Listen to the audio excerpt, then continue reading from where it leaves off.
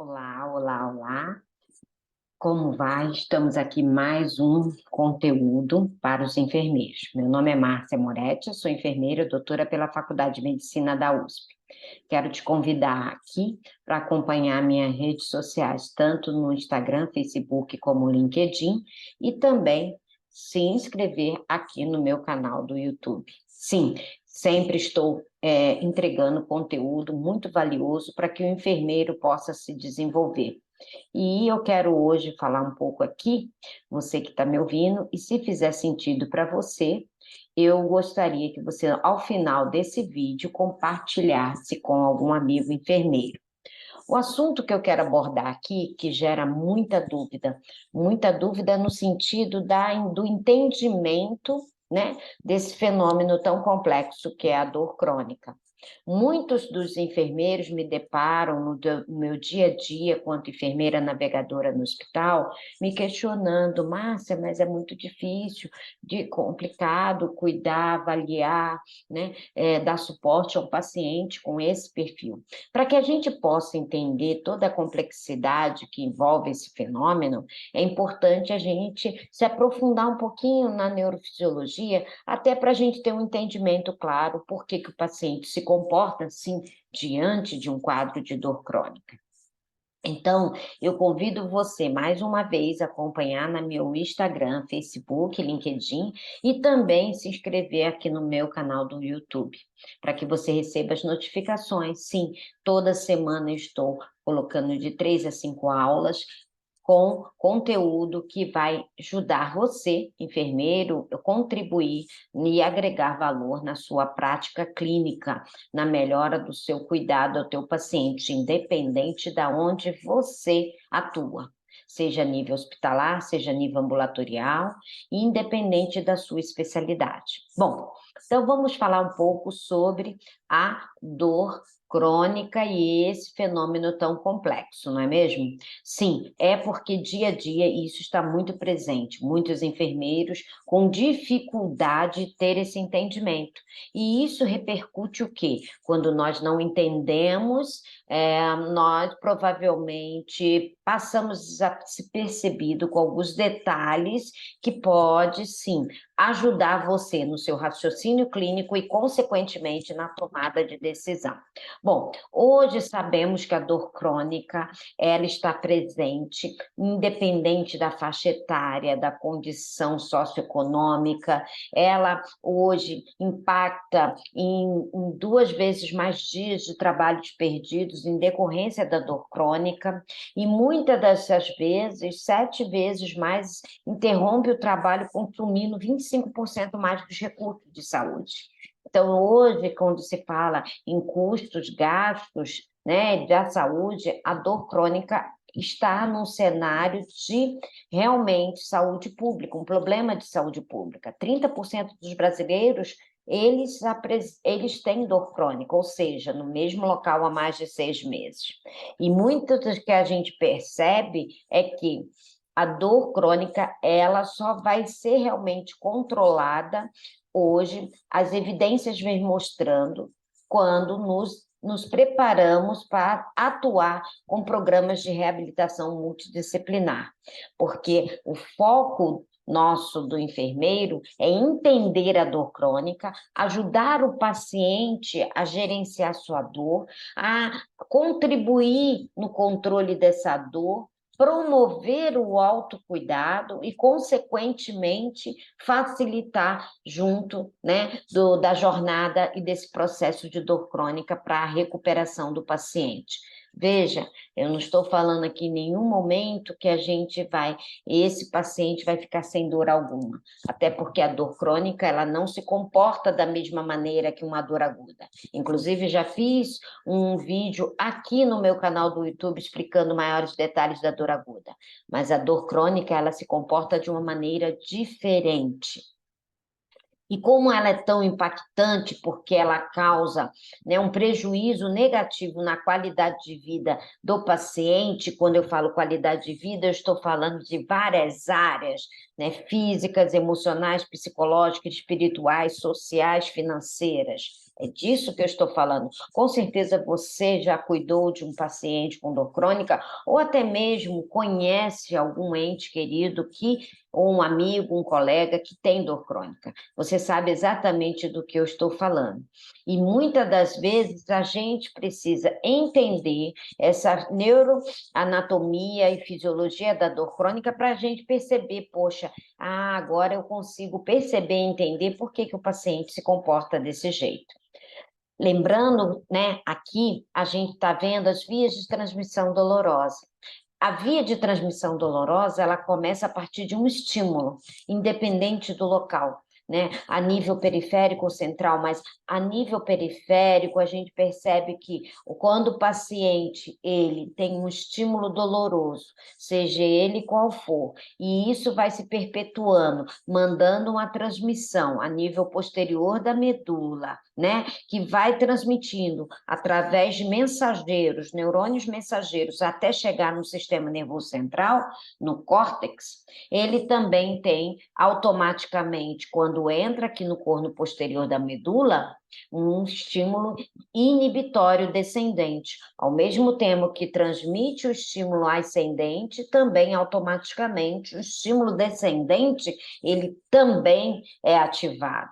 No entanto, a persistência, porque a transmissão dolorosa corre por um quê? Um estímulo elétrico. A persistência, que a dor crônica de muito tempo, de longa data, vai exatamente estimulando esse córtex através desse looping, né, de estímulo, ele vai hipersensibilizando o cérebro, né? E o cérebro fica extremamente hiperexcitado, sensível.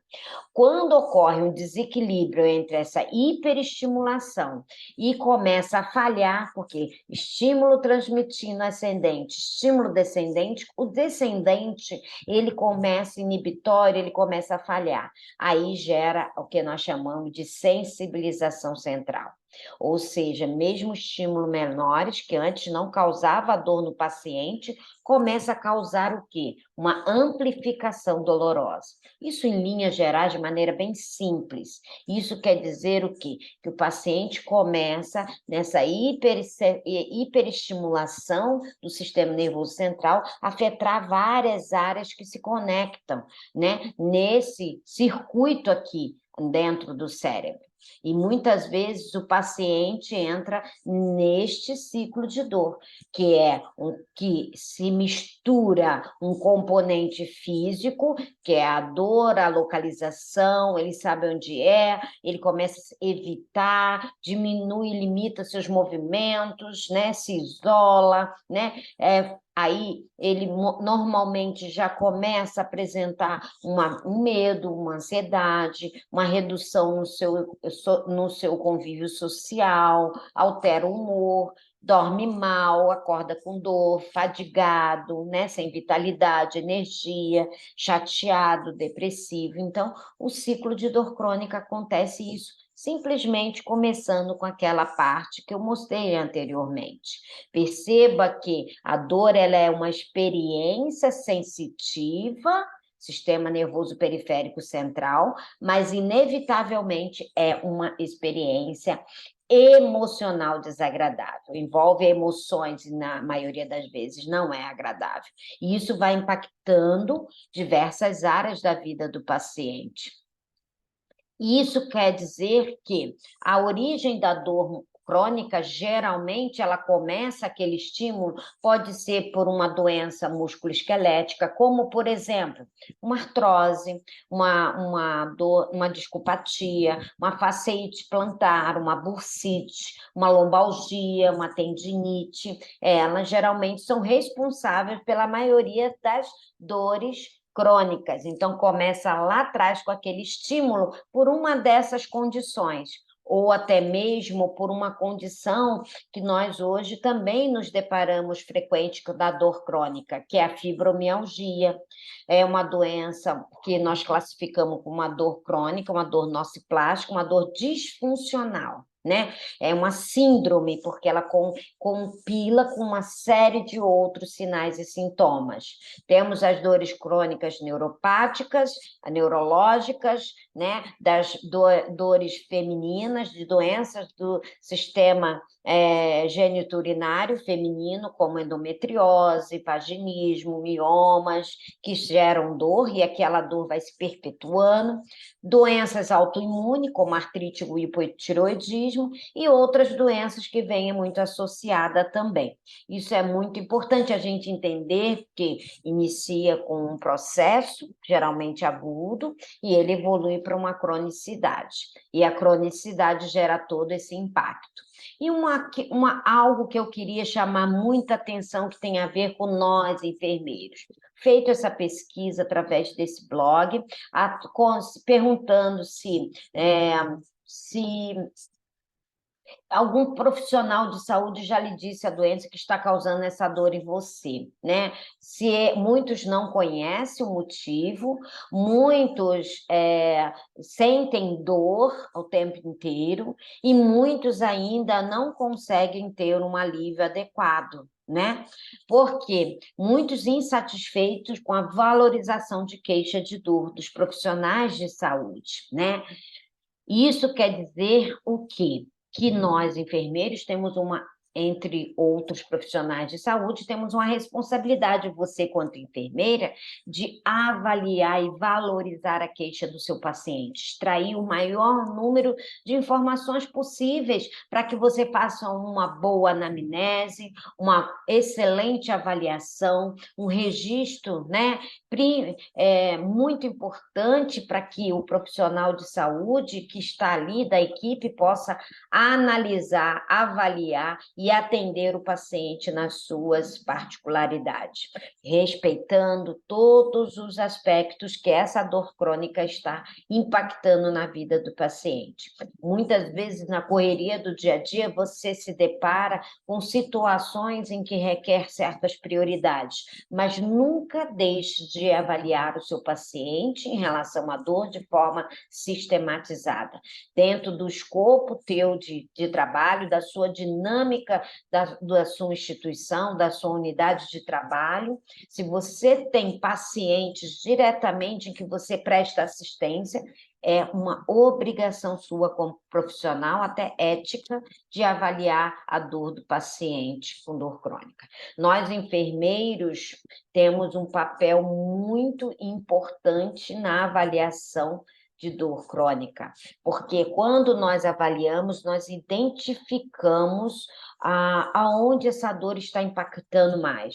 E aí, o teu papel e tua responsabilidade é encaminhar para profissionais, porque uma dor crônica não há possibilidade de você tratar e controlá-la de maneira individual, apenas com um único profissional. Há necessidade de você ter uma abordagem multi-interdisciplinar para garantir que este paciente seja tratado de maneira integral.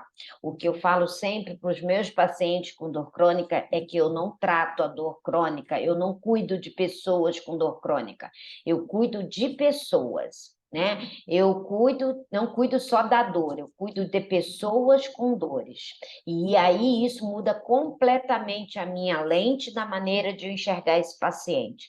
Talvez os meus cuidados, os meus tratamentos não farmacológicos, as práticas integrativas, a educação em saúde que eu vou promover para esse paciente, educação em dor para ele e para sua família, está dentro do meu escopo como enfermeira.